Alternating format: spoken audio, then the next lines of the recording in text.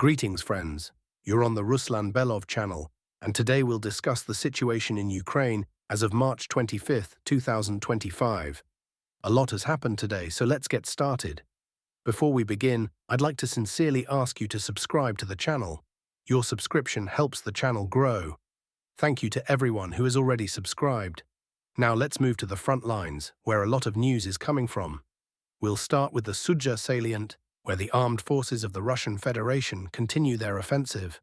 Regarding the northern flank, or more accurately, the Sumy direction, over the past day, several cartographers have confirmed Russian advances in this area.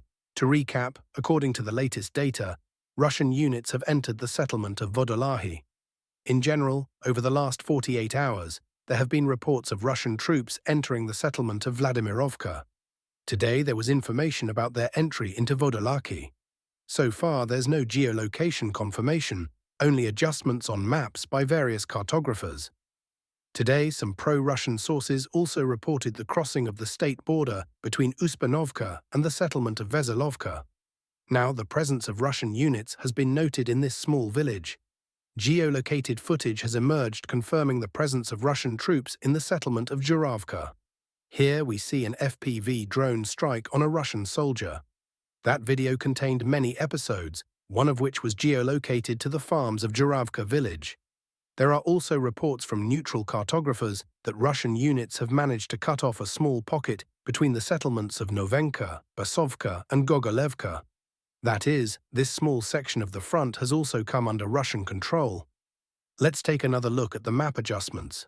On one hand, they may seem insignificant, but the most important aspect of these advances and adjustments is that they are now being made in Sumy Oblast, not on Russian territory.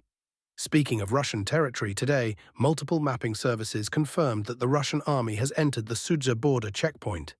This area is now firmly under Russian control.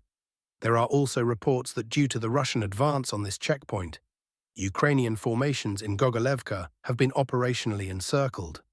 Now the exit for AFU units from Gogolevka is difficult. Despite some experts already marking Gogolevka as under Russian control, we still have no confirmation from the Russian Ministry of Defense, the Northern Group of Forces, or any video evidence.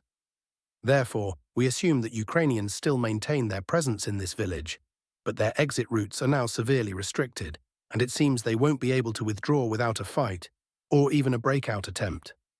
A very interesting video was also published today by Russian sources near the Zaporizhzhia border checkpoint.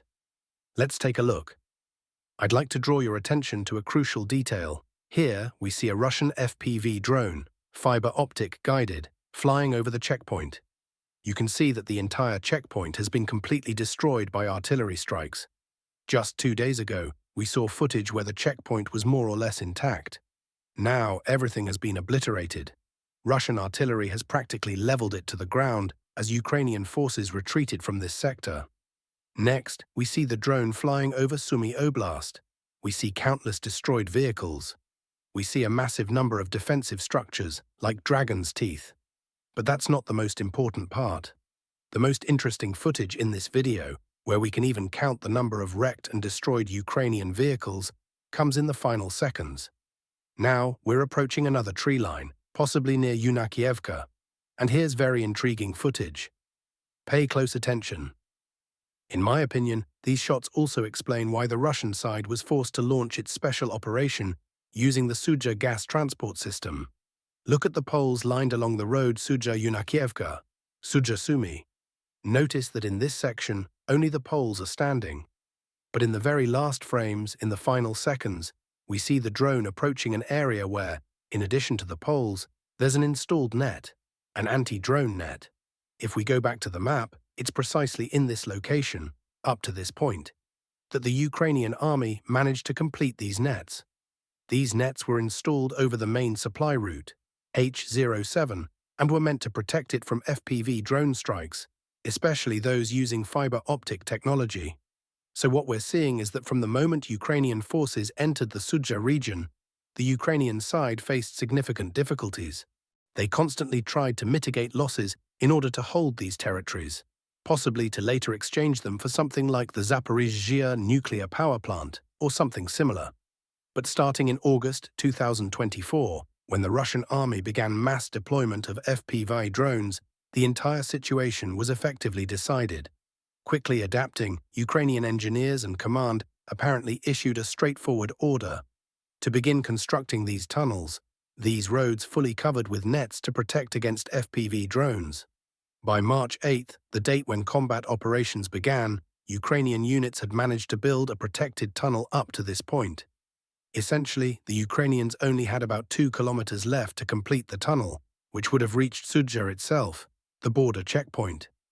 Just a few more kilometers, no more than 10 in total, and the net, fully shielding against FPV drone strikes, would have extended all the way to Zaporizhzhia. Under such conditions, it's hard to say how the fighting in this sector might have ended. In other words, as you can see, at the very last moment, the Russian side carried out this special operation, preventing the construction of this security zone, this safe corridor that would have dramatically improved AFU logistics in this sector. It would have ensured evacuation, troop rotations, ammunition supply, medical evacuations, and the delivery of fresh equipment. It's unclear how much longer the Ukrainians could have held Zaporizhzhia if this road had been completed. But the key takeaway from this video segment isn't just about whether they succeeded or failed in building it. We now clearly understand that the entire 2025 campaign will essentially revolve around these supply lines. Everything will now depend on who can build these nets over key supply routes and attack corridors faster, in greater numbers, and more efficiently. Whoever wins this duel will likely win the 2025 campaign. On one hand, you'll be inflicting significant damage on the enemy's logistics and supply, while simultaneously protecting your own with nets. Whoever prevails in this contest will gain the advantage in loss ratios, and consequently has a very high chance of winning the entire 2025 campaign. Nets, yes, just nets, will likely be the defining topic of discussion all year, gradually covering the entire front line and then extending deep into the rear. Now, let's move to the Belgorod direction, where fighting continues along the border. But as of March 25, 2025, there's a massive gap, a huge drop in combat intensity compared to previous days. Essentially, AFU activity has dwindled to a minimum. Negotiations are over. The Ukrainian side has halted its offensive. There may still be fighting, but very little information is being published by either Russian or Ukrainian sources. Perhaps after initial assaults and heavy losses, Ukraine has begun regrouping. Combat operations may resume soon, but for now we're seeing a lull, possibly the calm before the storm. Next, we turn to the Kupiansk direction, where a tremendous amount of information is also coming in. And what we're seeing suggests that the major battle of 2025 may be beginning. The decisive clash for Kostiantynivka, Kramatorsk, Sloviansk, Druzhkivka, Siversk, and Lyman. In other words, for the Arc, that sector of the front, those settlements that have been Russia's primary objectives since 2022. We'll start with the northern pincer, focusing on settlements like Lyman, Zarychny, and others. Today, the Russian Ministry of Defense reported in its daily briefing that Russian forces have taken control of another settlement along the Zherebets River, a small village called Myrna. By March 25th, it appears nothing remained of the village except ruins, but on the map, it's marked as such. We can see that Russian forces have advanced right up to Zarychny from the north, as well as Torske, also from the north, via the small village of Yampolivka. Right now, the Russian side is launching massive artillery and drone strikes against Ukrainian forward positions in the northern envelopment of this small agglomeration.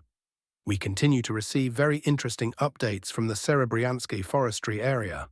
As I've mentioned over the past few days, the Telegram channel Operational Space, which relies on data from the Western group of forces and focuses exclusively on their movements, has reported further Russian advances in the Serebryansky forestry near Yampol and Lyman. According to maps provided by this source, Russian units have managed to make significant advances over the past few weeks between Torske, Zarychny, and the settlement of Yampol. Essentially, if this information is confirmed, the settlement of Zarychny is gradually being encircled, or, to be more precise, caught in a cauldron, because at this point, as we can see from the map, Ukrainian forces in Zarychny and Torske should already be facing serious supply issues, particularly from the direction of Lyman. If this information is verified, we should expect a decisive Russian offensive in the near future aimed at cutting off this pocket and taking control of both Zaporizhzhia and Torsk, which would mark the beginning of the third battle for Lyman. However, it's important to understand that if Zaporizhzhia, Torsk, Lyman and Yampol fall, there is a very high probability that Ukrainian forces near Siversk will have to retreat, and quickly, because holding Siversk under this configuration would become impossible. The main supply routes would be under crossfire from Russian drones, and the issue isn't just drone strikes or supply control, it's whether Ukraine can install protective nets on all roads leading to Siversk within the next few weeks to at least temporarily slow down Russian advances. Right now, there are only 2 roads Ukraine can use to supply its garrison in Siversk, and both are already within range of Russian drones. We haven't yet seen objective footage of Russian FPV operators working in this sector, but this is likely intentional, to avoid drawing Ukrainian command's attention to this critical area. The moment Russian drone operators gain full control of the crossroads between Sloviansk and Siversk, it will essentially be a countdown for this pocket as well. And if this pocket is cut off, the situation for the AFU garrison in the Sloviansk-Kramatorsk agglomeration will become extremely difficult. At the same time, we must remember that fierce fighting is ongoing south of Kostiantynivka. Ukrainian sources and neutral cartographers are once again redrawing the map in Donetsk. Reports indicate that Ukrainian forces have launched a series of counterattacks from Shevchenko, as well as strikes in the northern part of Donetsk, allowing them to partially regain control over certain villages and streets. Once again, maps are being repainted into grey zones. We can see just how difficult the fighting is for both sides in this sector. The same streets, the same buildings, the same houses change hands multiple times a day, sometimes even multiple times within hours. Yet despite this, the initiative remains in Russia's hands, even if the actual gains over Ukrainian forces are not yet massive. Because while the map fluctuates daily around Donetsk, on all other fronts and flanks, advances are consistently made by the Russian army. Today, we received more updates from the pocket south of Kostiantynivka, the Zaryansky pocket.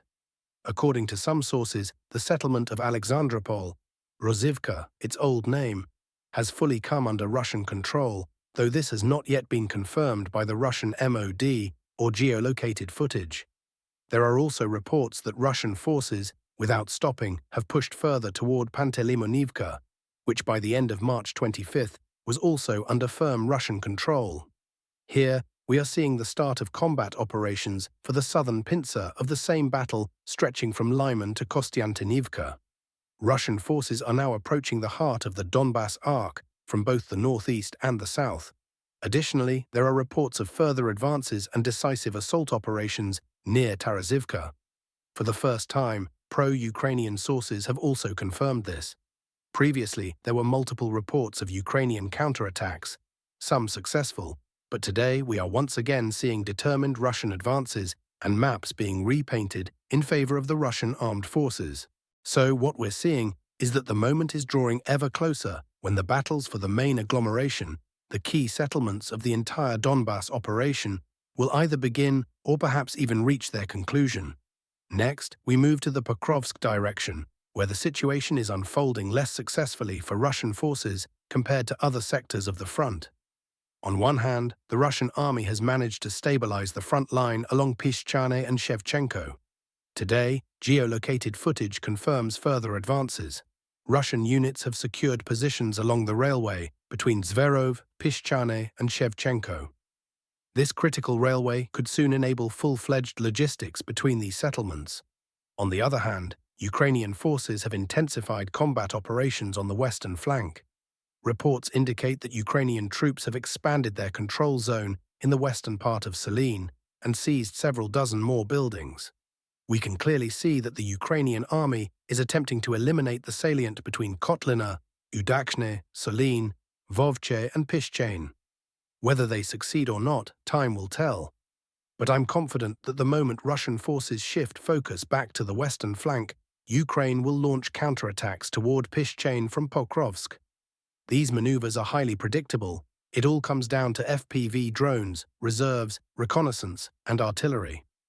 If the Russian army maintains full readiness in these areas, then the defensive operation along the railway near Pokrovsk could go down in history as one of the most grueling defensive battles, because holding this pocket is an extremely difficult task. Next, we turn to the South Donetsk direction, where pro-Ukrainian cartographers have noted minor Russian advances toward the settlement of Rozliv. Ukrainian sources now confirm that Russian forces have closed in. Perhaps even tonight, between March 25th and 26th, decisive offensive actions will begin against this small village, which would finally settle the question of combat operations around Constantinople. Here too, despite a long operational pause, movement is picking up again. Today, the first objective footage emerged, confirming the presence of Russian troops in Volna Pole. Ukrainian sources have published drone strike videos targeting Russian forward positions in this small village. Finally, we move to the Zaporizhzhia direction, where important developments are also taking place after a prolonged operational lull.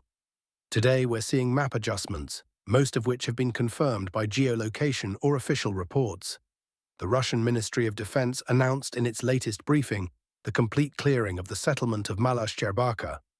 In these clips, we can see Ukrainian forces striking Russian assault troops attempting to gain a foothold in the southern part of the village. It appears the Russian army is resuming offensive operations here. And that's all for today, dear friends.